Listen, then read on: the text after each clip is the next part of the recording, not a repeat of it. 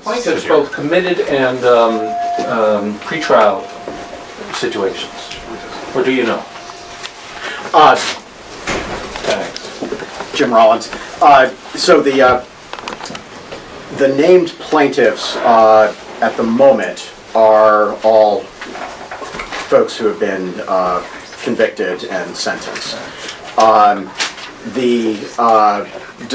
You will see when you read through the complaint that there are references to individuals who are pretrial as well. And in addition to that, the P&A here is a plaintiff on both counts. And the solitary confinement is carried out in multiple sections of the ACI, different prisons there? That is correct. And some of these plaintiffs are still currently serving out sentences? That is correct. Are all the defendants still currently incarcerated? You mean plaintiffs? Plaintiffs, I'm sorry, yes, that's what I meant, sorry. Yeah. So the individual plaintiffs, yes. The P&A is obviously a plaintiff as well. Okay. So, Mr. Rollins, how is this resolved in South Carolina and Massachusetts? It seems, from what Mr. Feldman was saying, that these people should not necessarily be in prison. They should perhaps be in treatment instead. Are you kind of nibbling at the edges here instead of addressing the real problem that there's no treatment facilities for these folks? So no, but you are correct that this is a broader societal issue. And let me tell you what I mean. So let me tell you what has happened as just examples in the two jurisdictions where my firm's been involved.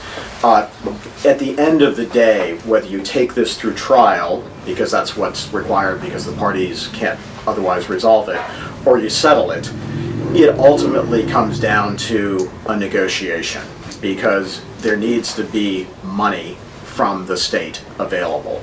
Now, the money can become available in a variety of ways, but ultimately it has to be, approved through the political process.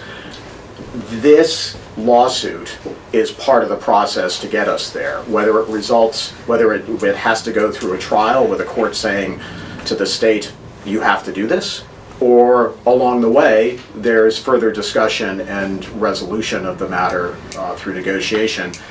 That's obviously collectively up to the parties, but the issue that is fundamental to this lawsuit is the unconstitutional and statutorily violative nature of the current treatment of these severely mentally ill people being put in essentially isolation, and that it can be, that can be addressed within and without the prison system. Within the prison system, we have asked for it to be remedied.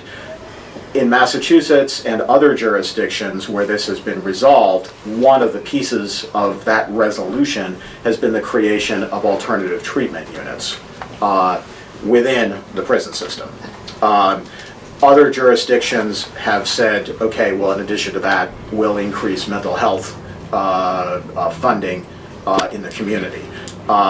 You are correct, it's a multifaceted issue.